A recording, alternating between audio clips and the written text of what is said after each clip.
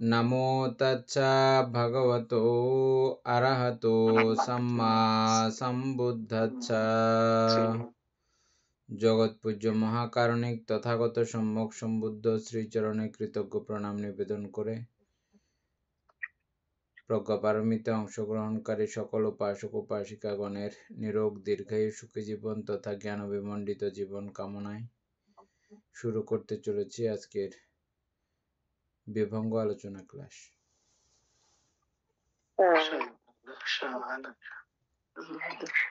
হ্যাঁ বলতে 25 নম্বর পেজের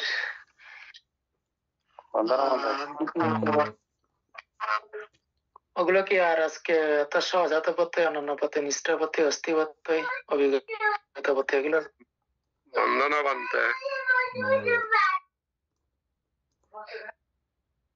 আলোচনা করবেন বলছিলেন যে মনে হয়।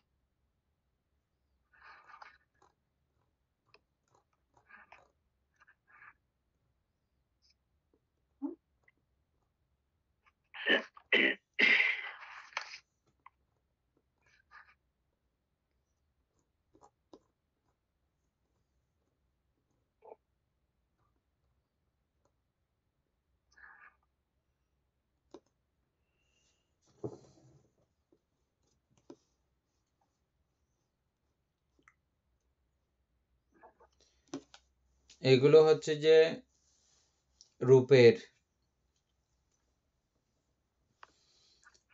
মধ্যে প্রথম হচ্ছে যে সহজাত প্রত্যয়। সহজাত প্রত্যয় কিভাবে মিলাবেন?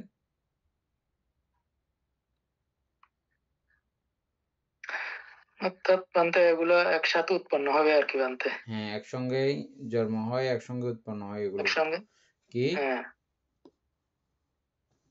চারি মহাভূত। চারি মহাভূত এবং আলাদা করে বর্ণগন্ধ উৎপন্ন হওয়ার কোনো সুযোগ নাই। হুম, তথা অষ্টকলাপ। হ্যাঁ বান্তে। তারপরে অনন্য প্রত্যয়। অন্যান্য পথে বান্তে সহজাত পথের মতো আর কি। তাও এগুলো একটাকে ছাড়া আর একটা থাকার কোনো উপায় নেই। উপায় নাই। নিশ্রয় প্রত্যয়, এটা একে অপরের নিশ্রয় আশ্রয়। একেবারে নিশ্চয়ই আসছে। মূলক অস্থি প্রত্যয়।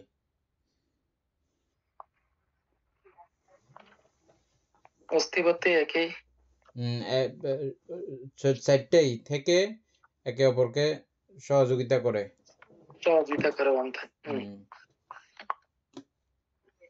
তারপরে অভিগত প্রত্যয়। বিগত না হয়ে অবস্থান করার অস্থি এবং অভিগত এগুলো খুব কাছাকাছি সমর্থক ব্যাপার। বিগত না হয়েই সাহায্য করে। মানে অর্থাৎ বিগত তো হয়ে যায়, কিন্তু হয়ে যাবার আগে ও আবার এর পরবর্তী অবস্থাকে উপকার করে, সাহায্য করে, তারপরে সে নিঃশেষ হয়। এই জন্য অভিগত প্রত্যয়। ও থাকতেই, ওর অস্তিত্ব থাকতেই ও সহযোগিতা সাহায্য করে ও তারপরে নিঃশেষ হয়। তাইলে মিলছে পাঁচটা না? পাঁচটা প্রত্যয়। নির্ভরশীল আর কি। উহাদের উদ্ভবের জন্য উহারা পরস্পর পাঠানের এই পাঁচ প্রত্যয়ের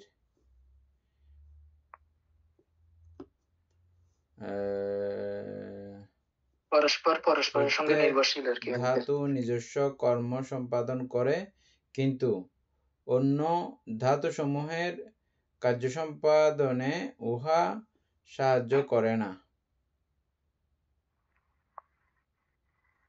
তবে উহাদের উদ্ভবের জন্য উহারা পরস্পর পাঠানের সহজাত প্রত্যয়, অনন্য প্রত্যয়, নিশ্চয় প্রত্যয়, অস্থি প্রত্যয় এবং অভিগত প্রত্যয়ের সহিত নির্ভরশীল।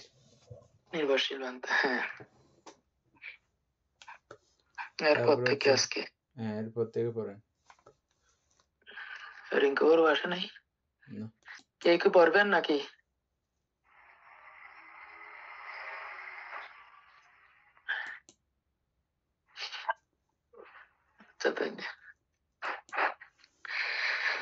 প্রাণী বলতে অভিধর্ম মতে নাম রূপের সমন্বয় বোঝায়।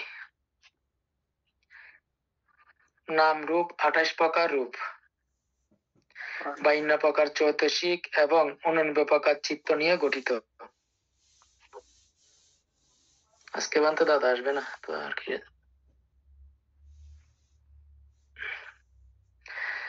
আমরা তো তাইলে এগুলো এ পর্যন্ত বুঝছি মনে হয়। এই নাম রূপের যথাযথ ধাতু সমূহ প্রত্যেকবারে একই সাথে উৎপত্তি এবং নিরোধ হয়। যেহেতু ধাতু সমূহ বস্তু নিরপেক্ষ গুণবাচক সংজ্ঞা মাত্র। এই নাম রূপের যথাযথ ধাতু সমূহ প্রত্যেক বারে একই সাথে উৎপত্তি হয় এবং নিরোধ হয়। বুঝছেন এটা? হ্যাঁ বানতে। ওই যে একেবারে কলাপের সূক্ষ্মতম অবস্থা এবং নামেরও সূক্ষ্মতম অবস্থা একই সঙ্গে উৎপন্ন হয়, একই সঙ্গে নিরোধ হয়। যেহেতু ধাতু সমূহ বস্তু নিরপেক্ষ গুণবাচক সংজ্ঞা মাত্র। বুঝছেন? বানতে।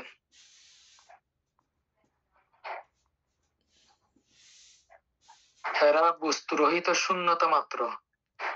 যেহেতু ধাতু সমূহ বস্তু নিরপেক্ষ, বস্তু নিরপেক্ষ মানে কি?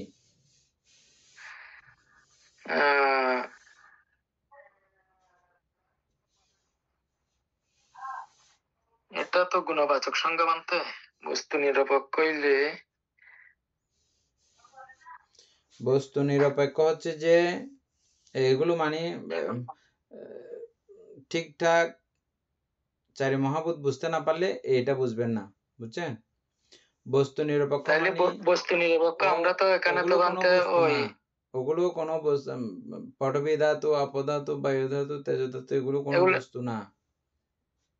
এখানে তো নাম রূপে 28 প্রকার রূপ কোনো বস্তু না, 52 প্রকারও চৈতসিক কোনো বস্তু না।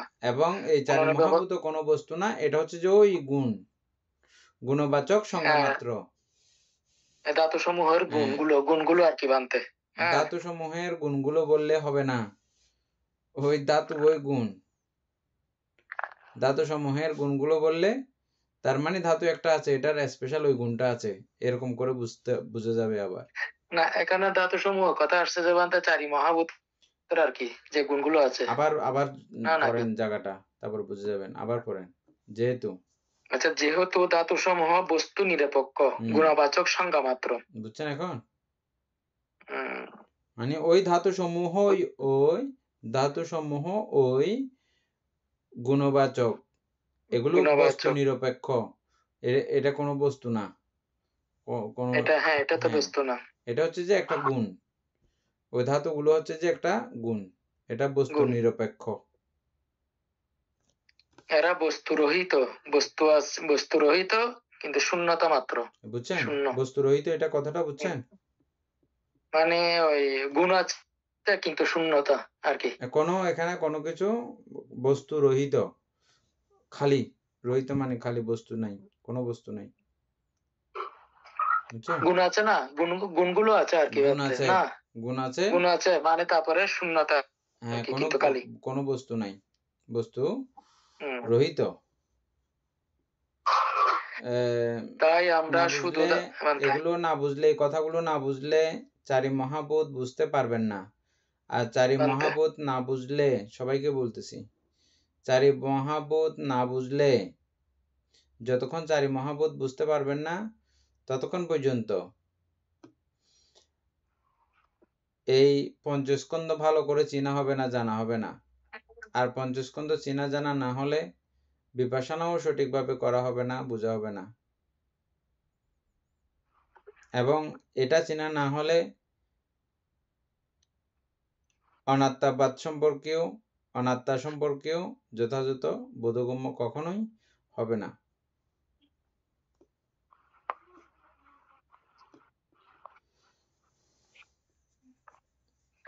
না বুঝলে জিজ্ঞেস করবেন। তাই আমরা শুধু ধাতুসমূহের উপস্থিতি দেখতে পাই। তাই আমরা শুধু ধাতুসমূহের উপস্থিতি দেখতে পাই। তাতে ধাতু গুণগত কার্য দ্বারা কোনো কঠিন পদার্থ দেখা যায় না। বুঝছেন? মানে ওই ধাতুর গুণ হিসেবে যদি আপনি দেখেন, তখন আর কঠিন কোথায়? কঠিন কোনো বিষয় আছে নাকি ওখানে? কঠিন কোনো পদার্থ দেখা যায় না। আছে? কঠিন যদিও বা আমরা তখন ওটাকে এই বস্তুর মধ্যে কঠিনতা বা কোমলতা, এটা পটভী ধাতুর লক্ষণ হিসাবে আমরা এটা প্রথম অবস্থায় এভাবে হইলেও বললেও ওই এই জায়গাতে এটা কি হয়েছে, সমাধান আসছে। দেখছেন? দেখতে পাওয়া যায় না, দেখা যায় না। এই রূপ দৃষ্টিপাত করলে জগতে প্রত্যেক জরাজড় পদার্থের কোনো অস্তিত্ব দৃশ্যমান হয় না। বুঝছেন এখন? এবং কেবল শূন্যতায় প্রতীয়মান হয়। এইভাবে যদি এইরূপ দৃষ্টিপাত করলে, এভাবে যদি আপনি জগতের প্রতি দৃষ্টিপাত করেন, সারা জগতেই তো এগুলো, বুঝছেন? তো সারা জগতে যেহেতু এগুলো, আর আপনি যখন ওই চারি মহাভূতের গুণ দৃষ্টিকোণ থেকে, চারি মহাভূতের প্রেক্ষাপট থেকে যদি সারা জগৎকে যদি আপনি দেখেন, তাহলে অস্তিত্ব শূন্য এবং দৃশ্যমান হয়, দেখা যায়, অনুভব করা যায়, ওই জাতীয় কোনো বিষয়ের আর কোনো কিছু এখানে থাকবে না। সবকিছু শূন্যতাই প্রতীয়মান হবে। এই চারি মহাভূতের সম্পর্কে বুঝে ওই দৃষ্টিকোণ আরোপ করা মাত্র আপনি সব কিছু শূন্য দেখবেন।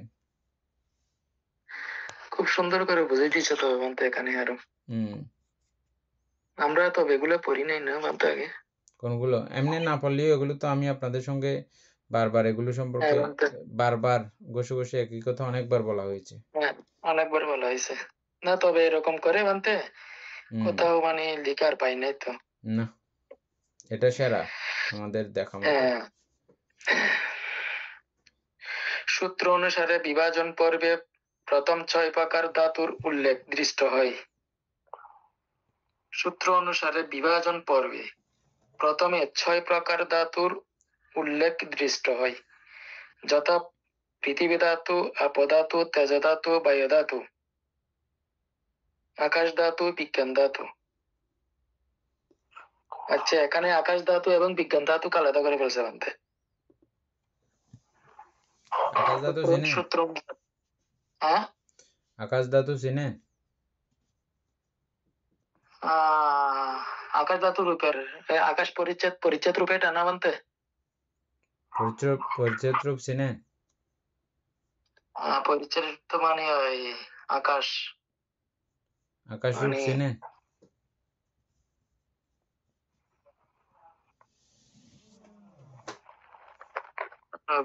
এভাবে তো বানতে যেভাবে পড়ছিলাম এভাবে এতটুকু পর্যন্ত চিনি আর কি। তাহলে বুঝে দেন।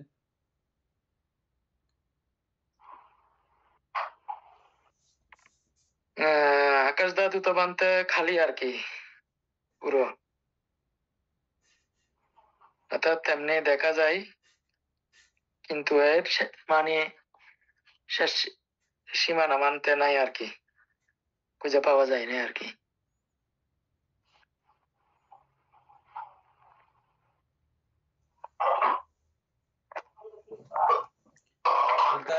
এটা তো দেখা যায় না, ওটা ঠিক কথা। তো এখানে এই চারি মহাভূতের সঙ্গে এটার ব্যাপার কেন আসবে? সেটাই তো বলছিলাম, 6 প্রকারে বিভাজন করছে সূত্র অনুসারে।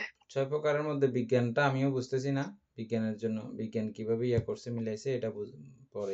সেটাই আর কি, আকাশ ধাতুও তো আসছে। আকাশ ধাতুটা তো আমরা পড়েছি, এবং আকাশ ধাতু এখানে আপনি কিভাবে মিলাবেন এটা মিলাই দেন। চারি মহাভূতের মধ্যে আকাশ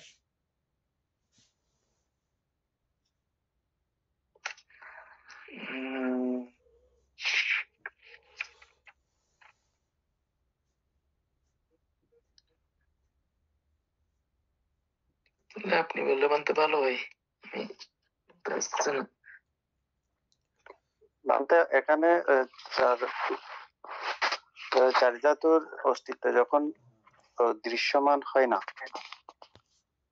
ওই মানে শূন্য দৃশ্যমান না হওয়াই তো শূন্য বুঝাইতেছে, আর আকাশ তো মানেই শূন্য, ওভাবে কি বিবেচনা? আকাশ তো শূন্য, ঠিক আছে আর কি, মানে ওভাবে ওই না, আমি বলতেছি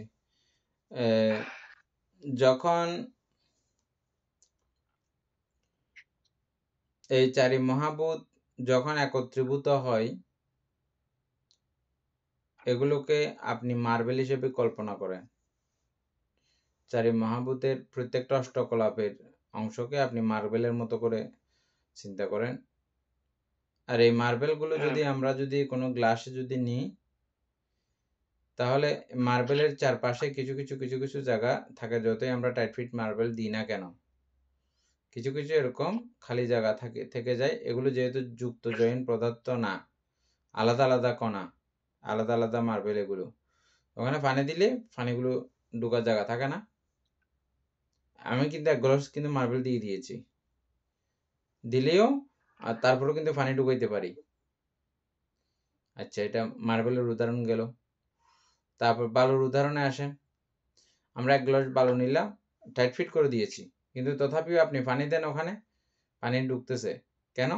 ওখানে ফাঁকা জায়গা আছে, বুঝছেন? এভাবে আমাদের এই পদার্থ কণাগুলো, এগুলো সংযুক্ত হইলেও এদের মধ্যে এরকম আকাশ বা শূন্য ধাতু, আকাশ ধাতু ওখানে অটোমেটিকভাবে বিদ্যমান থাকে। যেহেতু একদম এক হয়ে যায় না, একেবারে জোড়া লাগার মতো কোনো সিস্টেম নাই। আর একেবারে জোড়া লাগে না বলেই আমরা এই লৌহখণ্ড থেকে আরও শক্তিশালী যত কিছু আছে এগুলো কাটা ভাঙা সম্ভব হচ্ছে। আর যদি ওরকম একটা ধাতুর সঙ্গে একটা ধাতুর প্রভেদ, পার্থক্য, তফাৎ যদি না থাকতো, তাহলে আমরা কিন্তু কাটাকাটি করতে পারতাম না। এগুলো কাটাকাটি বা ভাঙাভাঙি এগুলো করা যেত না। ভাঙা যাচ্ছে, তার মানে এগুলো একটার সঙ্গে একটা সংযুক্ত হয়েছে, কিন্তু এখানে ফাঁক আছে। যদিও বা এটা কিছু কিছু পদার্থের বেলায় খুব কঠিন এবং শক্তভাবে যুক্ত হয়, আর কিছু কিছু পদার্থের বেলা হালকা হালকা করে যুক্ত হয়, কিন্তু ওখানে ফাঁক কিন্তু আছে। এই ফাঁক আমরা আপনারা হয়তো সব বস্তুতে খুঁজে পাবো না, কিন্তু বিজ্ঞানীরা ঠিকই খুঁজে পাবেন। ঠিক যেভাবে আপনাদেরকে গ্লাসের উদাহরণ দিয়েছিলাম আগে, গ্লাসের মধ্যে পানি পড়ে না কেন? তো আমরা বলবো যে এটা পানি পড়ে না আর কি, ছিদ্র নাই, এজন্য পড়ে না। আমরা ছিদ্র নাই বলবো যে গ্লাসে, কিন্তু বিজ্ঞানে কি বলতেছে? গ্লাসের মধ্যে ছিদ্র আছে। পানি পড়তেছে না কেন? কারণ পানির কণাগুলো বড়, পানির কণাগুলো বড়, এজন্য গ্লাসের বাইরে দিয়ে পড়তেছে না। এটা আমরা বলবো যে আমাদের দৃষ্টিকোণ থেকে। কিন্তু বিজ্ঞান এটাকে যখন জুম করে করে জুম করে করে জুম করতে করতে যখন একদম বড় করে ফেলে, তখন ওই ছিদ্রগুলো তাদের চোখে পড়ে। এভাবে জগতের এমন কোনো শক্ত কঠিন বিষয় নাই যেখানে এরকম সছিদ্রতা নাই, মানে ছিদ্র নাই এমন জায়গা খুঁজে পাওয়া যাবে না। যেমনটা আমাদের এখানে আছে হাতে, গায়ে, ত্বকে, তেমন পৃথিবী তথা জগতের সমস্ত কঠিন বস্তুতে এই সছিদ্রতা বিদ্যমান। কিছু আমাদের চোখে ধরা পড়ে, কিছু আমাদের চোখে ধরা পড়ে না। বলে না, তাইলে বলতেছি ওই এখন চারি মহাভূতের সাথে তাহলে তুলনা করছে যে ওটা ভাঙা যায় আর কি, মানে পদার্থ যতই মানে পরমাণু হোক না কেন আর কি, হ্যাঁ, ভাঙা যাবে, এটাই ভাঙা যাবে, ভাঙা যাবে, এবং সেখানে এই আকাশ ধাতুর বিদ্যমানতা থাকবে, রয়েছে। আচ্ছা, এইভাবে তো আমরা আগে জানছিলাম আর কি, কিন্তু এইভাবে আচ্ছা, তাহলে বিজ্ঞান ধাতু বানতে বিজ্ঞান ধাতুটা তো আমি বুঝতেছি না, লেখা লেখে বুঝতে হবে। আচ্ছা, সূত্র পিটকের মধ্যম নিকায়ে তৃতীয় খণ্ডের ধাতু বিভঙ্গ সূত্রেও এই 6টি ধাতুর উল্লেখ আছে। তাহলে সূত্র পিটকের দ্বিতীয় মধ্যম নিকায়ের হুম 6টি ধাতুর উল্লেখ আছে। তো 6টি ধাতুকে দ্বিবিধ ভাবে ভাগ করা হয়েছে, আধ্যাত্মিক এবং বাহ্যিক। তাহলে বিজ্ঞান ধাতু সম্পর্কে এখানে আর কিছু লেখা নাই? না, আকাশ ধাতু সম্পর্কে আমরা পরে পাবো যে। এগুলো মনে হয় পরে পাবো। আকাশ ধাতু সম্পর্কে অবশ্যই লেখা নাই, এটা তো ওই আমরা অভিধান অনুসারে যেভাবে এটাতে তো বুঝছিলাম সূত্র সেভাবে। পিটক অনুসারে যেহেতু এটাতে কিছু হ্যাঁ। আভাস থাকতে পারে, লেখা থাকতে পারে। আচ্ছা, বিজ্ঞান ধাতু এখানে আমরা টোটালি বুঝি নাই, স্পেশালি বুঝতে হবে, এটা লিখে রাখেন, নাইলে পরে পরে চলে যাব, কিন্তু উত্তর আসলেও উত্তর কালেকশন করা যাবে না। আচ্ছা, বিজ্ঞান ধাতু কাকে বলে পেজ হুম, নাম্বার সহ লেখেন। এটা মেইন বই। তারপরে আচ্ছা, ক্লেশ না ক্যাশ, এটা ক্যাশ নাকি ক্লেশ? হ্যাঁ, ক্যাশ লোম। ক্যাশ লোম দন্তাদিকে আধ্যাত্মিক পৃথিবী ধাতু বলার কারণ হচ্ছে ক্যাশ লোম নখ দন্তাদিতে আধ্যাত্মিক পৃথিবী ধাতুর মৌলিক লক্ষণ কঠিনতা কোমলতা গুণ প্রকট। কঠিনতা কোমলতা ও গুণ প্রকট। এই বিষয়টা হচ্ছে যে এগুলো সূত্র পিটকের বিষয়, বুঝছেন? আর এগুলোর সঙ্গে তো আমরা যে কথাটা এখন জেনে আসছি সেটার সঙ্গে কোনো তালমিল নাই, কিন্তু তথাপিও এটা এভাবে এখানে লেখা আছে কেন? আমাদের দেহ দেখতেই যেন আমরা সেই চারি মহাভূত হিসাবে খুব আরামসে চিহ্নিত করতে পারার জন্য, বুঝছেন? আবার পড়েন, বুঝবেন। আমি আবার বলতেছি কথাটা। আমরা চারি মহাভূত সম্পর্কে একটু আগে যেটা আলোচনা করেছি, সেই আলোচনার সঙ্গে এগুলো কি হচ্ছে না, কোনো তালমিল মিলতেছে না, কিন্তু তথাপিও লেখা আছে কেন? এটা ভুল না, এটা কিন্তু আবার ঠিক, ভুল না, বুঝছেন? এগুলোর মধ্যে পটভি ধাতুর আধিক্যতা বেশি, পটভি ধাতুর আধ্যাত্মিকতা বেশি আর কি, সেটা মানে ওই যে আমরা লক্ষণ পড়ছিলাম, মানে গুণ প্রকট, গুণটা মানে আছে আর কি বানতে, গুণটা না, চিহ্নিতকরণ জন্য মানে আপনি পটভি ধাতু আছে কিনা কিভাবে প্রমাণ করবেন? কঠিনতা বা কোমলতা, এই দুইয়ের যে কোনো একটা গুণ দেখলে ওটা পটভি ধাতু হিসেবে আমাদেরকে মানে প্রাথমিকভাবে বোঝার জন্য একটা যে কথা বলেছে না, ওটার জন্য এই বিষয়গুলো, এই কাঠিন্যতা কোমলতা, এটা এই ক্যাশের মধ্যে, চুলের মধ্যে আর কি, লোমের মধ্যে এবং দন্ত আদির মধ্যে, এগুলো আধ্যাত্মিক আধ্যাত্মিক পটভি ধাতু বলার কারণ হচ্ছে ক্যাশ লোম নখ দন্ত আদি আধ্যাত্মিক পৃথিবী ধাতুর মৌলিক লক্ষণ, কাঠিন্যতা বা কোমলতা গুণ প্রকট।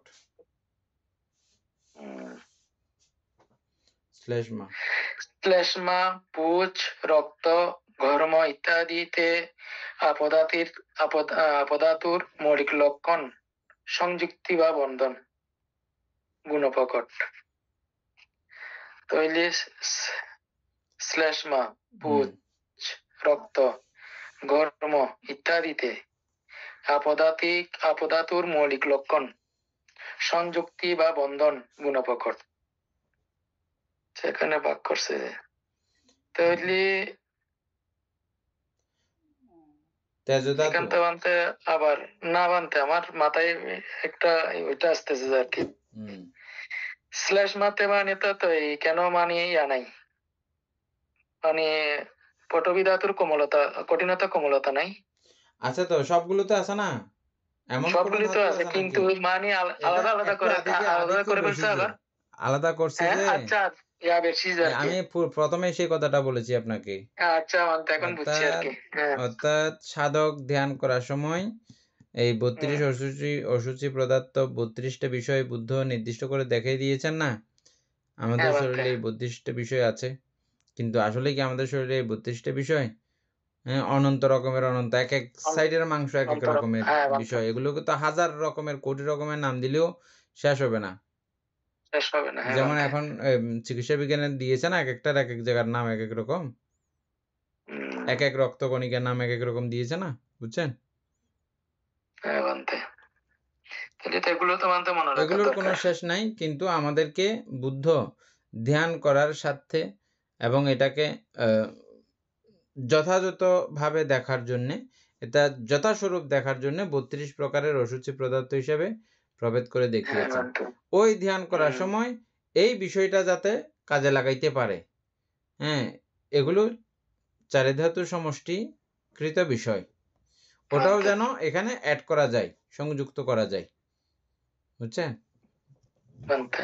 সূত্র পিটক অনুসারে তাহলে দুইটার ব্যাপারে গেছে, তেজ ধাতু বায়ু ধাতু, আকাশ ধাতু বিজ্ঞান ধাতুর ক্ষেত্রেও নিজ নিজ নিজ নিজ নিজ গুণ থেকে নিজ নিজ মৌলিক লক্ষণ প্রকটিত। তাইলে আর চারটাতে তেজ ধাতু বায়ু ধাতু আকাশ ধাতু ও বিজ্ঞান ধাতুর ক্ষেত্রেও নিজ নিজ মৌলিক লক্ষণ প্রকটিত। তো এগুলোর মধ্যে কোনগুলো বানতে? এগুলো তো আবার মানে কোনো কিছু আর দেয় বাকি আর দেয়া নাই। তাইলে কয়টা গেছে? যখন উপরে গেছে 3-4টা, 32 প্রকার অসুচির মধ্যে নিচে গেছে 1 2 3 4টা।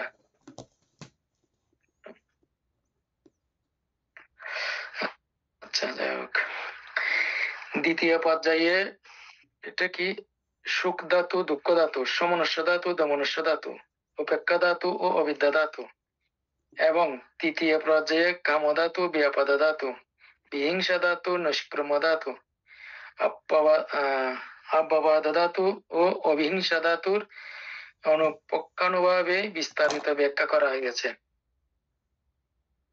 অনুপুঙ্খানুভাবে বিস্তারিত ব্যাখ্যা করা হয়েছে। তো এই যে এগুলো মানতে সামনে পাবো আরো বিস্তারিত অভিধর্ম অনুসারে। অভিধর্ম অনুসারে বিভাজন পর্বে চক্ষু ধাতু, রূপ ধাতু, চক্ষু বিজ্ঞান ধাতু, শ্রোত ধাতু, শব্দ ধাতু, শ্রোত বিজ্ঞান ধাতু, ঘ্রাণ ধাতু, গন্ধ ধাতু, ঘ্রাণ বিজ্ঞান ধাতু, জিহ্বা ধাতু, রস ধাতু, জিহ্বা বিজ্ঞান ধাতু, কায় ধাতু, স্পর্শ ধাতু, কায় বিজ্ঞান ধাতু, মন ধাতু, ধর্ম ধাতু, মনোবিজ্ঞান ধাতু, এই 18 প্রকার ধাতুর বিশ্লেষণ দৃষ্ট হয়। দর্শন কার্যে সাহায্য করার গুণ বা স্বভাব একমাত্র চক্ষুই ধারণ করে, এজন্য চক্ষু ধাতু। আচ্ছা, দর্শন কার্যে, হ্যাঁ, তৈলে চক্ষু ধারণ করে, এজন্য চক্ষু ধাতু। তদ্রূপ শ্রোতাদি সম্বন্ধে চক্ষু প্রসাদে চক্ষু ধাতু, শ্রোত প্রসাদে শ্রোত ধাতু, ঘ্রাণ প্রসাদে ঘ্রাণ ধাতু, জিহ্বা প্রসাদে জিহ্বা ধাতু, কায় প্রসাদে কায় ধাতু, পঞ্চদ্বারাবর্তন চিত্ত এবং সম্প্রতিচ্ছ চিত্তদ্বয় মনোধাতু, পঞ্চদ্বারা চিত্ত এবং সম্প্রতিচ্ছ চিত্তদ্বয় মনোধাতু। তাহলে পঞ্চদ্বারা একটা, সম্প্রতিচ্ছ দুইটা হচ্ছে যে মনোধাতু। আচ্ছা, আমরা মনোধাতু তিরিক পড়ছিলাম যে এই 3টা মনে না বানতে? মনোধাতু বলতে মনোবিজ্ঞান ধাতু বলছে যে, হ্যাঁ, মনোবিজ্ঞান ধাতু, অর্থাৎ মনোধাতু তিরিক কোনগুলো সেগুলো এখানে আসছে যে মনোধাতু, ধর্ম ধাতু, মনোবিজ্ঞান ধাতু, আর ওই মনোধাতু ত্রিক গুলো হবে এখানে, মনোধাতু ত্রিক আর মনোবিজ্ঞান ধাতু। হ্যাঁ, বলেন। এখানে আমাদের এই যেটা এখানে বোঝাইছিল, এখন ওই পটবী ধাতু আর আপধাতু আমাদের শারীরিক যেমন কেশ, লোম, নখ, দন্ত, এগুলো পটবী ধাতুর সাথে তুলনা করছে। শ্লেষ্মা, পোষ, রক্ত, কর্ম, এগুলো আপধাতুর সাথে তুলনা করছে। তেমনি তেজ ধাতু, বায়ু ধাতু আমাদের শরীরের সাথে তুলনা করা যাবে। যেমন শরীরের মধ্যে যে রক্ত চলাচলের সময় যে একটা শক্তি উৎপন্ন হয়, যার কারণে শরীর গরম থাকে, রক্ত চলাচল না করলে তেজ ধাতুটা উৎপন্ন হবে না তখন।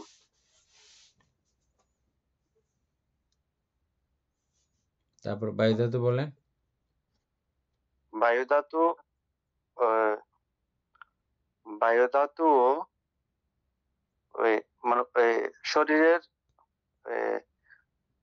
শরীরের রক্ত কণিকার মাঝখানে বুদবুদ আকারের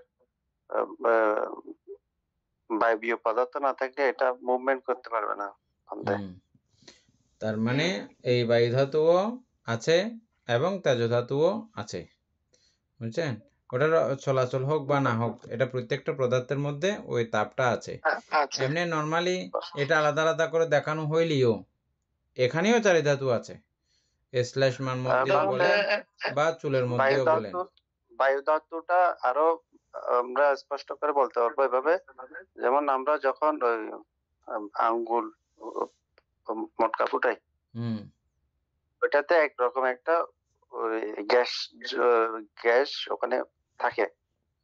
ওই গ্যাস আমি সেদিন কয়েকদিন আগে পড়ছি, ওই যখন চাপ প্রয়োগ হয় ওইটা একটা সাউন্ড দেয়, যেটা আমরা মটকা বলি আর কি।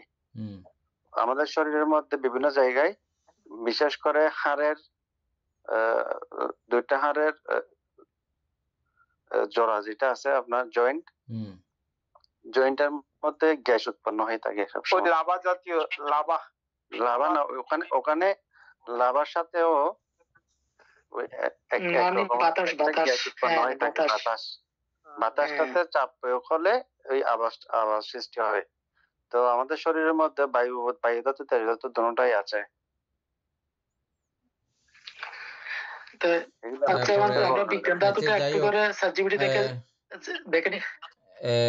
কি বলে যে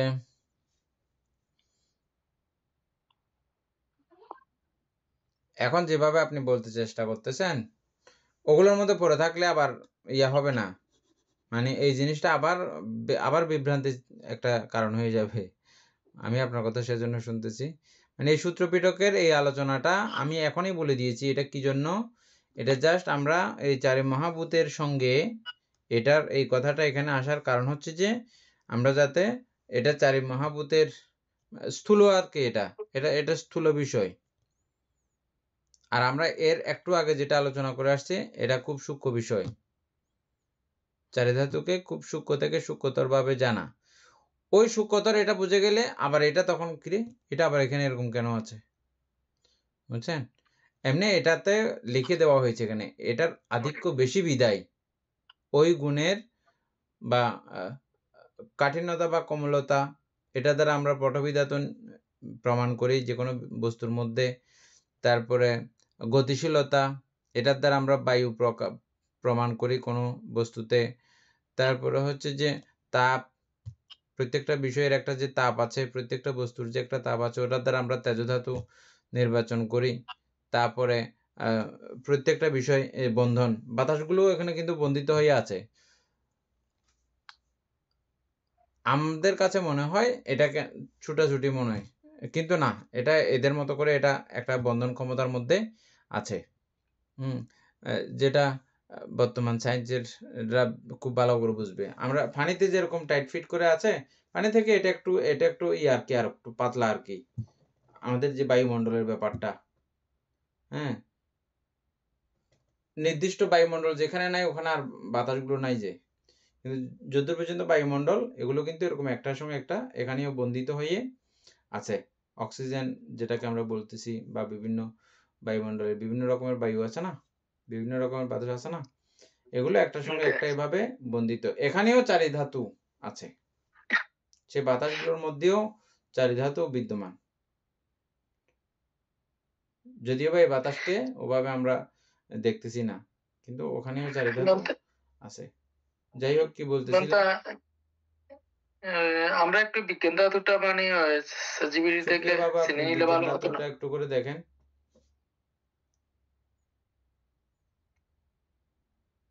আর আমি আপনাকে যেটা বলতে চাইছি, এটা আপনি আবার ঘুরে আসছেন যে এটার আসার পেছনে কারণ আছে। মানে কারণটা হচ্ছে যে কি, আমি এখনো আপনাদেরকে ওই চারি ধাতুর মৌলিকতা বুঝাইতে এখনো পারি নাই। এটা আস্তে আস্তে ক্রমান্বয়ে হয়ে যাবে। আর একটু থাকেন, সংযুক্ত থাকেন, আস্তে আস্তে এটা চারি ধাতুটা শিখা বা বোঝা জানা হয়ে যাবে। এটা একদম মূল, কিছুক্ষণ আগে যেটা আমরা বলে আসছি একেবারে মূল। এটা কোনো ধাতু না, ওটা কোনো পদার্থ না, না ধাতু বলতেছি, ওটা কোনো পদার্থ না, ওটা কোনো আরেকটা দুইটা শব্দ দিয়ে খুব সুন্দর করে বোঝানো হয়েছে। সুকনবাবু কি কি ছিল? পদার্থ রহিত না, বস্তু রহিত।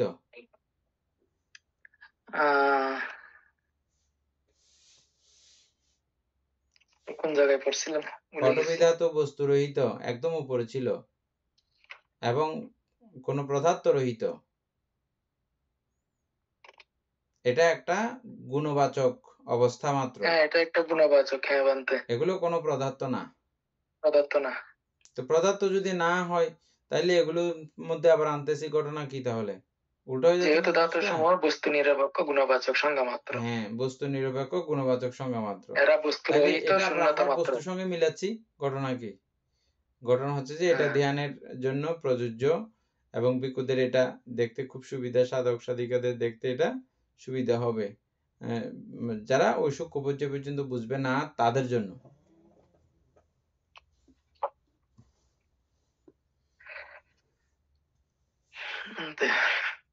তারপরে তাইলে আমরা কোথায় পৌঁছতে পারছিলাম?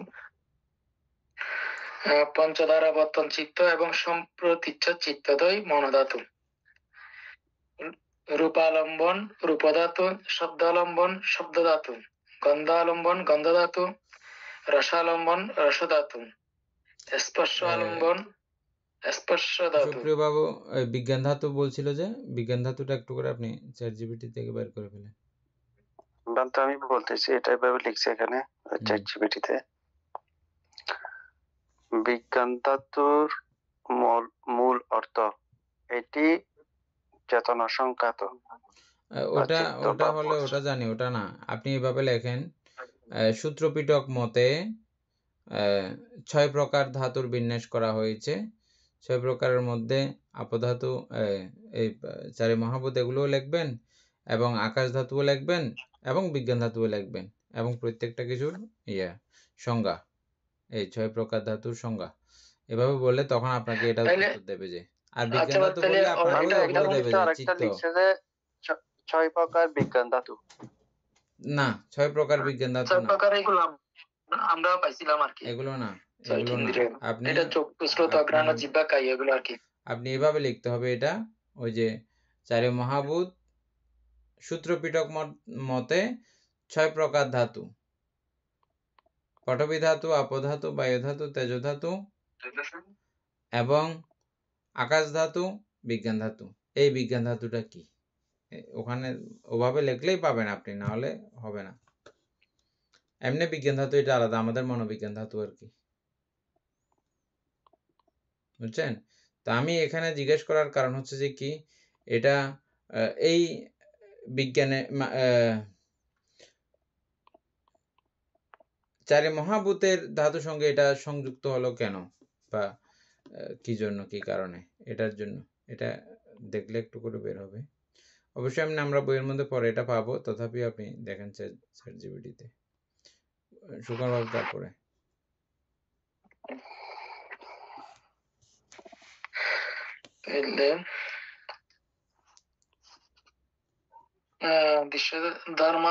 ধর্মায়তনে ধর্মধাতু, কুশলাকুশল দ্বিবিধ চক্ষু বিজ্ঞানই চক্ষু বিজ্ঞান ধাতু।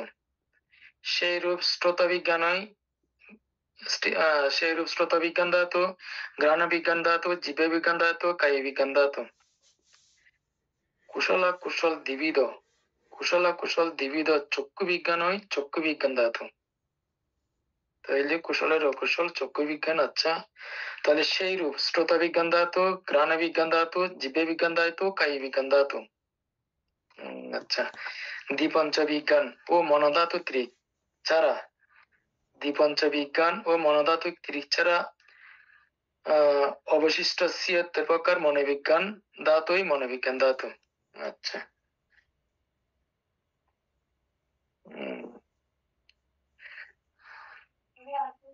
প্রশ্ন জিজ্ঞাসা পর্বে 18 প্রকার ধাতুর মধ্যে কয়টি বা কত প্রকার কুশল, কয়টি অকুশল, কয়টি অব্যাকৃত, কয়টি বিপাক, কয়টি বিপাকধর্মী ধর্ম ইত্যাদি বিবিধাকারে তিক ও দুঃখ অনুসারে বিশ্লেষণ করা হয়েছে।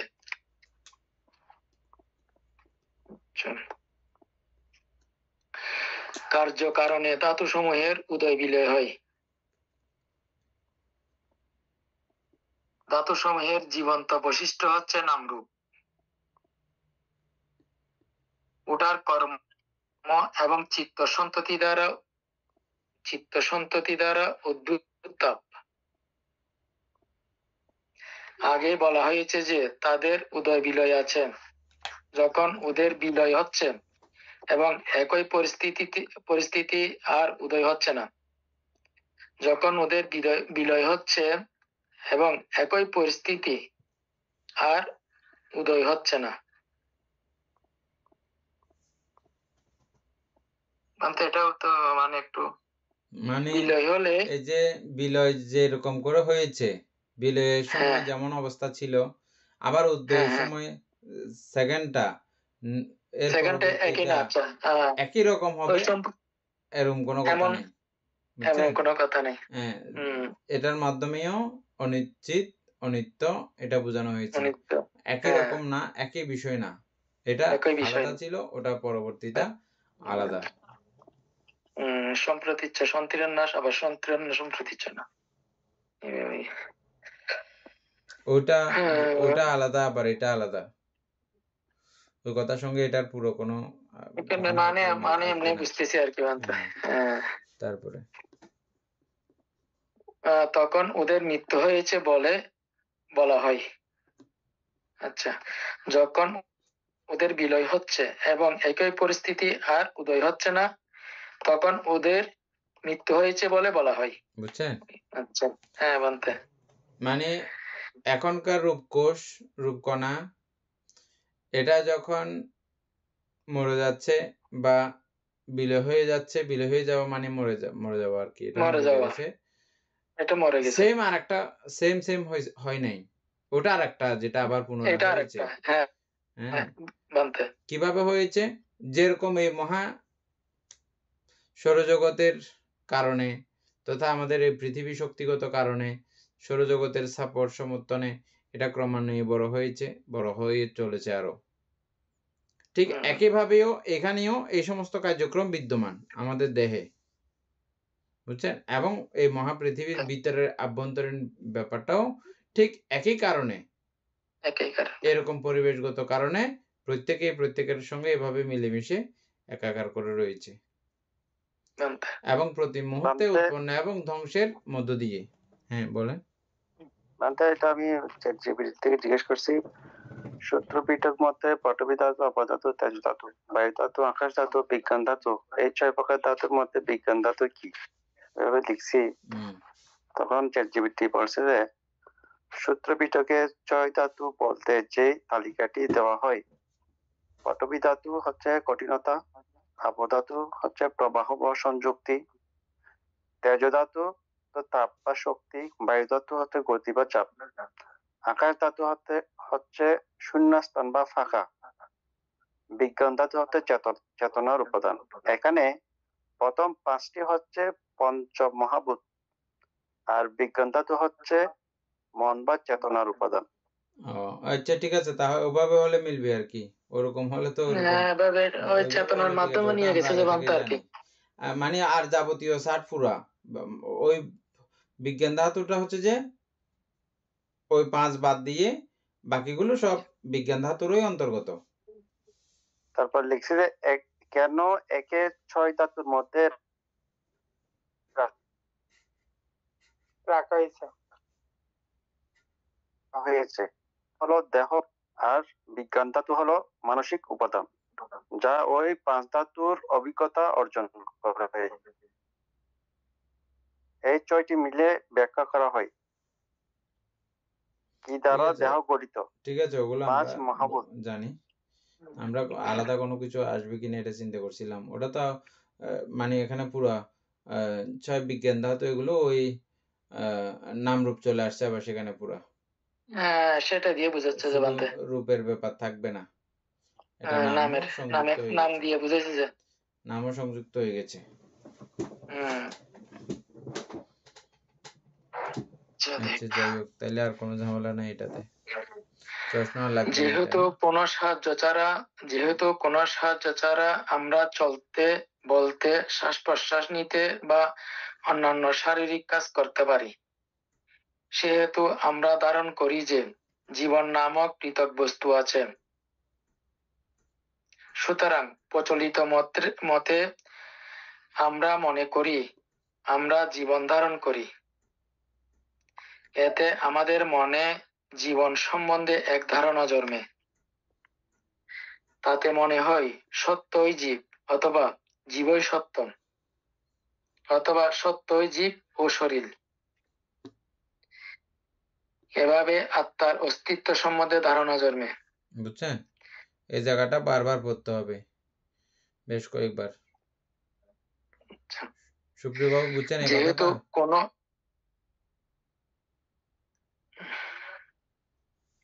আচ্ছা বান্ধব, ধন্যবাদ। বুঝি না, একটু আবার বলবেন? যেহেতু কোনো সাহায্য ছাড়া আমরা চলতে, বলতে, শ্বাস প্রশ্বাস নিতে বা অন্যান্য শারীরিক কাজ করতে পারি, কোনো সাহায্য ছাড়া আমরা চলতে, বলতে, শ্বাস প্রশ্বাস নিতে বা অন্যান্য শারীরিক কাজ করতে পারি, সেহেতু আমরা ধারণা করি যে জীবন নামক পৃথক বস্তু আছে। মানে আমাদের মধ্যে সুতরাং ধারণা জন্মে যায় যে এখানে যেহেতু এই জীবন সমস্ত নামক কার্যক্রমগুলো এভাবে চলছে, তার মানে আমি বেঁচে আছি, বা বেঁচে আমার আছে। জীবন নামক একটা অবস্থা আমার মধ্যে আছে, আমি জীবিত আছি। হ্যাঁ, জীবন নামক একটি অবস্থা মোট কথা আমার কাছে আছে, এই ধারণা আমাদের কাছে জন্মে যায়। তারপরে সুতরাং প্রচলিত মতে আমরা মনে করি আমরা জীবন ধারণ করি। সুতরাং প্রচলিত মতে আমরা মনে করি আমরা জীবন ধারণ করি। এতে আমাদের প্রচলিত মনে মতে, জীবন সম্বন্ধে এক ধারণা জন্মে। প্রচলিত মতে মানে যেটা আমাদের স্বাভাবিকভাবে চলছে, স্বাভাবিক, ওটার ভিত্তি করে আমাদের মনে হয় যে আমরা জীবন ধারণ করতেছি, মানে জীবন নিয়ে বেঁচে আছি, জীবন ধারণ করতেছি। হ্যাঁ, তো এটা এইভাবে দেখলে স্বাভাবিকভাবে এই দৃষ্টিভঙ্গিটা উৎপন্ন হয়ে যায়। কোনটা? নিচের লাইনটা। আচ্ছা, এতে আমাদের মনে জীবন সম্বন্ধে এক ধারণা জন্মে। এতে আমাদের মনে, মানে এটা জীবন একটা জিনিস কিন্তু আছে, এরকম একটা জিনিস আমাদের মধ্যে ধারণা মনে জন্মে আছে, যায়। এটা ধারণা জন্মে যায়।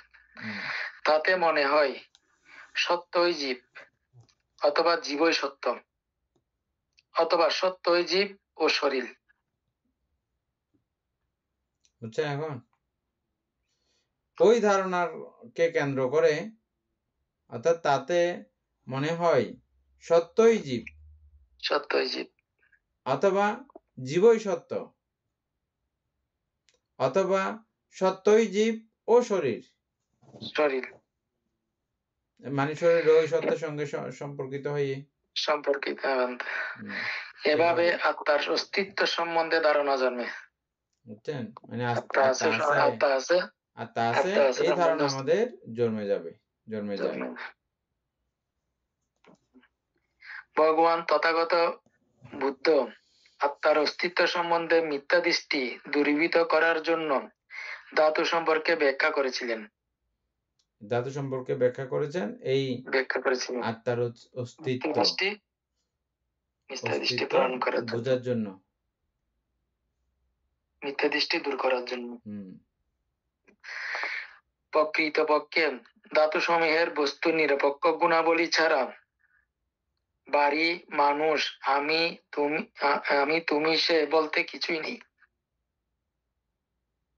প্রকৃতপক্ষে ধাতু সমূহের বস্তু নিরপেক্ষ গুণাবলী ছাড়া বাড়ি, মানুষ, আমি তুমি সে বলতে কিছু নেই।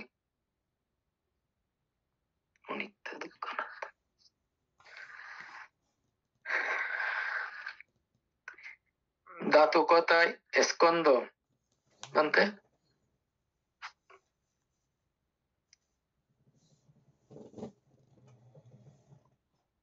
কিছু বলছিলেন মানতে?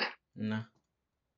আচ্ছা, ধাতুকতায় স্কন্ধ, আয়তন এবং ধাতু সবই অনাত্ম, একথা আলোচিত হইয়াছে।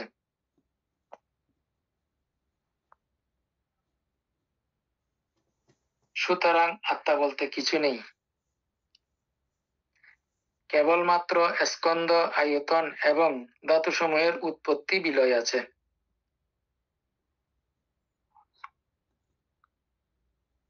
প্রচলিত ভাষায় আমি, তুমি, ব্যক্তি, স্ত্রী, পুরুষ আছে বলে ধারণা করা হয় এবং অনেকে এই ধারণা বশবর্তী হয়ে মিথ্যা দৃষ্টি পোষণ করে।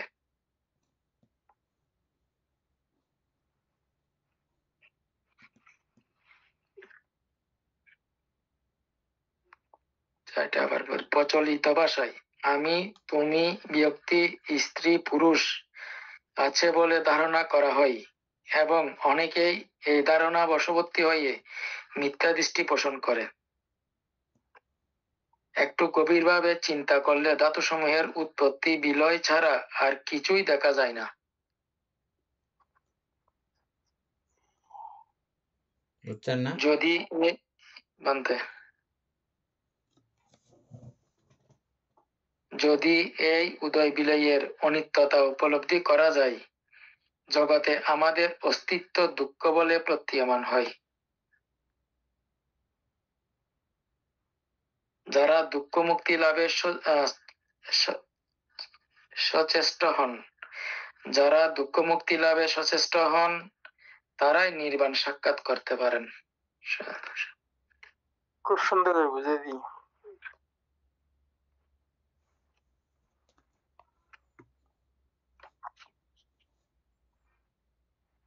এটা ধাতু বিভঙ্গ শেষ হয়ে গেল। ধাতু বিভঙ্গের মধ্যে তাহলে আপনার ওই 6টা ওইভাবে যদি হিসাব করলে তাহলে পুরোটা পঞ্চস্কন্ধ পুরোই আসছে ওখানেও। হ্যাঁ বানতে পঞ্চস্কন্ধে পুরোই আছে, আবার ওই 6 ভাগে ভাগ করছে সূত্র অনুসারে। তাইলে 6 ভাগে মানে ওখানে আকাশ ধাতু 6 ভাগে ভাগ করতে গিয়ে পঞ্চস্কন্ধ পুরো চলে আসছে। পরে পঞ্চস্কন্ধে পুরো চলে আসছে। হ্যাঁ বানতে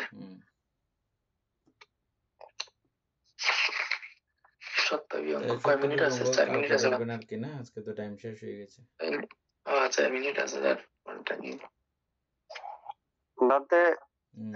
ধাতু এটা বুঝলে তো এটার মাধ্যমে তো নির্বাণ লাভ করা যাবে। এটা না, অভিধর্ম পুরো বিষয়টা মানে এমন ভাবে বুদ্ধ এগুলো সাজিয়েছেন, এমন ভাবে দেশনা করেছেন, একটা লাইনের মধ্যেও নির্বাণ উপস্থাপিত, একটা লাইনও আছে এরকম, বুঝছেন? অভিধর্ম পুরোটাই এরকম। এটা পড়তে পড়তেই তৃষ্ণা ক্ষয় হয়, এটা পড়তে পড়তেই বুদ্ধকে চেনা জানা বুঝা এবং নির্বাণকে চেনা জানা বুঝা ঠিকঠাক মতো পড়লে আপনি যে নির্বাণের দিকে হাঁটছেন এটা নিজেই দেখতে পাবেন। পড়লেও, কারণ এটা পড়তেই এটা আচরণমুখী, এটা এমন এক পড়া অভিধর্ম, এটা আচরণমুখী, এটা আপনাকে অটোমেটিক ভাবে বাধ্য করবে যে আচরণমুখী হওয়ার জন্যে। যার যার শ্রদ্ধা গৌরবতার কারণে আচরণটা কারো বেলায় একটু বেশি, কারো বেলায় একটু কম। আবার কেউ এমনও আছে, হ্যাঁ পড়ার টাইমে শুধু ওই আচরণমুখী ব্যাপার থাকে, অন্য টাইমে নাই, তাতেও লস নাই। অন্য টাইমে আপনি করতেছেন না, এটা আলাদা, কিন্তু পড়ার টাইমে যেও আছে এটাও কম নয়। এই পড়ার টাইমে থাকতে থাকতে একসময় এটা টাইম বাড়বে, আগেও কিছু বাড়বে, পরেও কিছু বাড়বে। এখানে 1 ঘন্টা, তো আগে পিছিয়ে 2 ঘন্টা, আরো 1 ঘন্টা 2 ঘন্টা দেখবেন যে এটা আপনাকে সেভ করতেছে। আর ওই 2 ঘন্টাও ক্রমান্বয়ে আরেকটু জায়গা বাড়াবে, আরেকটু সময় বাড়াবে। এভাবেই পরিশুদ্ধ হতে হতে নির্বাণ অতি ত্বরান্বিত হয় এই গ্রন্থ আবৃত্তির মাধ্যমে, পড়ার মাধ্যমে। আরেকটা কি বলতে চাইছিলেন সুপ্রিয় বাবু? না, আমি বলতে চাইছিলাম যে বানতে আমাদের শ্রদ্ধেয় বরবানতে আর কি বন্দনার শেষে লাস্টে সবসময় একটা কথা বলে আর কি, সকাল সংস্কারকে দেখো নিত্য দৃষ্টিতে, দুঃখে নির্ভীত শিখবঞ্জীবী হাতে, প্রজ্ঞানেত্রে অনিত্য দর্শন করা এভাবে বিশুদ্ধি মার্গ ইহা সকলে জানিবে। তারপর অনিত্য দুঃখ অনাত্মার মানে আসলে খুব সুন্দর এটা বিশুদ্ধির মার্গ। এভাবে যারা প্রজ্ঞানেত্রে মানে কি? প্রজ্ঞা দিয়ে আর কি, প্রজ্ঞানেত্রে, নেত্রে মানে চোখ। প্রজ্ঞানেত্রে আর কি চোখ কাকে বলে? যে চোখে অনিত্য দুঃখ অনাত্মা দেখা যায়, অনিত্য দুঃখ অনাত্মা দেখা যায় আর কি, ওই চোখকে বলা হয় প্রজ্ঞানেত্র। ওই প্রজ্ঞানেত্রে যদি আপনি সকল সংস্কারের দুঃখতা যদি দেখতে পান, সকল সংস্কারের অনিত্যতা যদি দেখতে পান, সকল সংস্কারের অনাত্মতা যদি দেখতে পান, তাহলে বুঝবেন যে ইহাই বিশুদ্ধির মার্গ। বিশুদ্ধি মার্গ না, বিশুদ্ধির মার্গ মানে চিত্তকে বিশুদ্ধি করার রাস্তা। এটা বিশুদ্ধির মার্গ, ইহা সকলে জানিবে। এটা তো আমরা এখন বুঝতে পারছি ধাতু বিভঙ্গ। এটা এখন যদি মনের মধ্যে ধারণ করে ধ্যান করা যায় তাহলে এটা ফলপ্রসূ হবে। বুঝতে পারছি, এখন এটা ধারণ করাই হচ্ছে মূল কথা। ধারণ এবং পালন করতে হবে। একবার পছন্দ করি এই জিনিসগুলো মানে পুরো ভাঙ্গি দিতে আর না, পান্তে বলছে যে এটা বুঝতে হলে এই ভূমিকা বারবার পড়তে হবে এবং মিনিমাম 5-6 বার।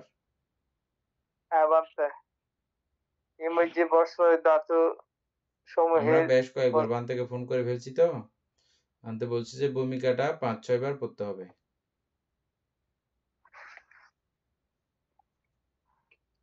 তা আমাদের একবারে অনেক অ্যাডভান্স হচ্ছি আমরা এই কারণে যে আমরা অর্থ সংগ্রহ ভালো করে করেছি এবং অর্থ সংগ্রহ না পড়লে তো এগুলো তো কোনো কিছুই আসতো না বানতে, একটু একটু হলে যা আসতেছে। ধর্মসঙ্গিনী এই দুইটা বই পড়ার কারণে আমাদের এটা এদূর সহজ সোজা বলে মনে হচ্ছে। এগুলো যেগুলো আমরা এমনি ভূমিকার মধ্যে, ভূমিকাও বুঝবে নাকি মানুষে? এই যে ভূমিকা যে লেখছে, ভূমিকাও কি বুঝার অবস্থা আছে এখানে? হ্যাঁ, এটা বারবার পড়তে পড়তে বলতেছি তো, আপনারা একমাত্র অর্থ সংগ্রহ করছেন বিদায় এই ভূমিকাটাও মানে পড়ার বুঝার সাধ্য নেই মানুষের, যদিও বা একেবারে সহজ করে বাণীর মতো করে লেখছে, কিন্তু এই জগতের সঙ্গে আপনি সম্পর্কিত না হইলে এগুলো বুঝার কোনো উপায় নেই। সুব্যাখ্যাত ভগবান বুদ্ধের ধর্ম, সুব্যাখ্যাত এটা সবার জন্য না, এটা অতি বিচক্ষণ এবং অতি প্রাজ্ঞবিজ্ঞ তাদের জন্যই এটা সুব্যাখ্যাত। মানে সুব্যাখ্যাত হইলেও এটা সকলের জন্য যে সুব্যাখ্যাত হয়ে গেছে এমন কিন্তু না। অহেতুক যারা আছে ওরা কোনোভাবেই এটা নিতে পারবে না, বুঝতে পারবে না, বোঝা সম্ভব না। ড্যামেজ যাদের মানে ওরকম মানে ধারণ ক্ষমতা, মস্তিষ্কের ধারণ ক্ষমতা যাদের অতটা নাই, তারা এটা ধারণ করতে পারবে না। আবার অনেকের এটা আছে, মানে ধারণ করার ক্ষমতা আছে, কিন্তু অনেক সময় কি করে এদিকে শুনতে চাইও এটা, ওদিকে কিছু বসে বসে কিছু একটা শিলাই, অথবা ওদিকে খবর চলতেছে টিভির মধ্যে, ওটাই একটু একটু দেখে, অথবা ওদিকে তরকারি রান্না করতেছে, মিউট করা তো আছে, অসুবিধা নাই, কিন্তু ইয়ার মধ্যে একখানা ইয়া বাড়া দিব না, মশলা বাড়া দিব না, না না মশলা বাড়াইলে অসুবিধা হইব, মশলা না বাড়াইও, আতর এনে পেটের সমস্যা চলে, একটু করে মন দিয়েছেন। ওইরকম এই জাতীয় করে আমরা এমনি পড়তেছিও বটে, আবার ওদিকেও টুকটাক টুকটাক ইয়ে থাকে, চারিদিকে মন দিই।